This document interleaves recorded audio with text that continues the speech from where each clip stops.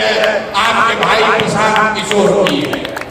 आपको खाली तय करना है, आपको खाली तय करना है कि आपके घर की कौन ऐसी बच्ची है जिसको थोड़ा बहुत भी सोशल मीडिया का समझ है, जिसके पास मोबाइल है, उसको जोड़िए। जनसुराज से हम और हमारे लोग उसको प्रशिक्षण देंगे, उसको बताएंगे कि कैसे गांव में अपने घर में बैठ के वो लड़की, वो महिला अपने और अपने परिवार के लिए 8-10 हजार रुपया कमाने का जुगाड़ कर लेगी। अब उसके लिए वोट नहीं चाहिए, सरकार नहीं बनाने का जरूरत है। ये तो काम हम अभी से कर सकते हैं आपके लिए। ये आपके भाई के पास ताकत है, आपने जो आशीर्वाद दिया है, हमारे पास वो ताकत है कि आपके बच्चियों को अभी 2-3 महीने में अपने पैर पर खड़ा कर दे। इसकी समझदारी ऊपर वाले ने हमको दी है। और आपको जितनी महिला यहाँ बैठी हैं, आपको मालूम है आर्थिक आजादी के बगैर कोई समानता की बात नहीं हो सकती। आपको समानता तभी होगा जब आपको आर्थिक आजादी हो, आप अपने से पैसा कमा सके, अपना खर्चा खुद चला सके, बेटे और पति पर, भाई पर मुंह न देखना पड़े, इसकी व्यवस्था जनसुराज कर रहा है।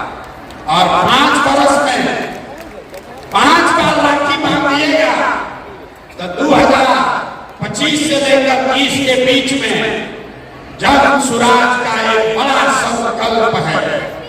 वहां लिखा हुआ है, देखिए, सरकारी गारंटी पर हर महिला को, जिसको भी बिजनेस रोजी रोजगार करना है, आपको गाय भैंस पालना है तो गाय भैंस पालिए, आपको अंडा मुर्गी का फार्म खोलना है वो कीजिए, कपड़ा का दुकान चलाना है, मिठाई का दुकान खोलना है वो कीजिए। आपके पास काम करने की क्षमता है, आपके पास ताकत है, लेकिन पैसा नहीं है, तो अगले वर्ष जब ये जनसुराज की व्यवस्था बनेगी तो हर महिला को, जिसको भी रोजी रोजगार करना है, उसको ये जीविका वाला ग्रुप में नहीं जाना पड़ेगा। सीधे सरकार की मदद से 4% के ब्याज पर, अभी जीविका में आपको ब्याज लगता है 30%, 2-2.5% हर महीना जो पैसा आप लेते हैं रोजी रोजगार के लिए, उस पर सरकार आपसे 2.5% ब्याज वसूलती है। जब ये आप अपना राज बनाएंगे जनसुराज का, तो अगली बार 2025 के बाद अपने रोजी रोजगार करने के लिए जो आपको पैसा लेना होगा, उस पैसे के लिए कुछ गिरवी नहीं रखना पड़ेगा। आपकी भाई के सरकार की गारंटी पर सिर्फ 4 रुपया के सूद पर आपको पैसा मिलेगा, ताकि आप घर रोजी रोजगार कर सके। होना चाहिए कि ना होना चाहिए? आप थक गए, यहाँ बैठे बैठे थक गए, उनके बताइए होना चाहिए कि नहीं होना चाहिए? होना चाहिए। आर्थिक आजादी होनी चाहिए कि नहीं होनी चाहिए?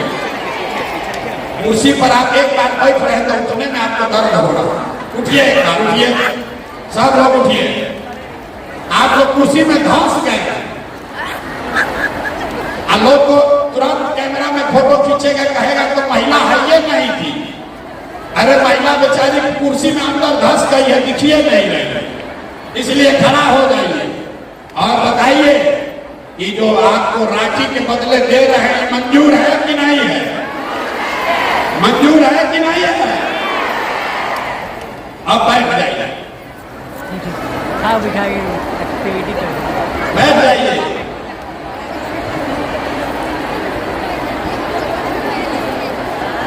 आप अभी सोच रहे हैं भाई इतना बड़ा बड़ा चीज काहे बोल रहे हैं? इसलिए बोल रहे हैं, बहुत सारा पुरुष लोग बाहर खड़ा है, पुलिस वालों ने दरवाजा बंद कर दिया, आने नहीं दे रहा। आपको ये क्यों मिलना चाहिए? वो इसलिए मिलना चाहिए कि आपका जो योगदान है, आपका योगदान सिर्फ खुद का योगदान नहीं है, साथी बताते हैं कि भैया हम लोग 100 हैं, महिला 10 है, उसको काहे इतना दे रहे हैं? हम आपको बता रहे हैं कि आपको इतना क्यों दे रहे हैं, क्योंकि आप खुद से जो योगदान कर रहे हैं वो तो है ही, लेकिन जितने पुरुष योगदान कर रहे हैं वो भी योगदान तभी कर पाएंगे जब आप जैसी महिला कोई उसकी मदद कीजिएगा। आप हमारा दशा देखिए, हम 2 वर्ष से अपना घर परिवार छोड़कर पैदल चल रहे हैं।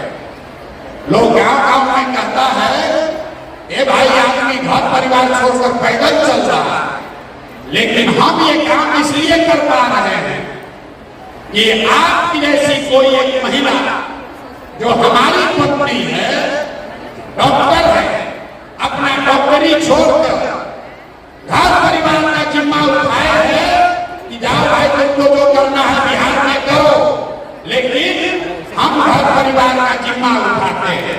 आज हमारी पत्नी को हमने बुलाया है, इसीलिए पहली बार आपसे परिचय कराने के लिए। हमारी पत्नी होंगी, यहाँ खड़े हो जाइए, इनका नाम है डॉक्टर जानवी। अरे आपको नहीं खड़ा होना, बैठे आप खड़े हो, उन्हीं को खड़ा होना। हम आप इनका परिचय इसलिए नहीं करा रहे हैं कि हमारी पत्नी है, ये परिचय इसलिए करा रहे हैं कि आपका भाई काम इसलिए कर पा रहा है कि कोई महिला पीछे घर परिवार का जिम्मेवारी उठाई है। इसीलिए घर में जितने भी पुरुष आकर यहाँ काम कर रहे हैं दक्षराज में, वो इसलिए कर पा रहे हैं कि आप जैसी कोई महिला उसके पीछे खड़ी है कि जाओ राजनीति करो, खाना हम बनाएंगे, बच्चों की चिंता हम करेंगे। तो जब आप हमारा बोझा उठा रही हैं तो हम लोग का ये हक फर्ज है कि आपको हक से ज्यादा मिलना चाहिए कि नहीं मिलना चाहिए? संख्या के हिसाब से मिलना चाहिए कि योगदान के हिसाब से मिलना चाहिए? योगदान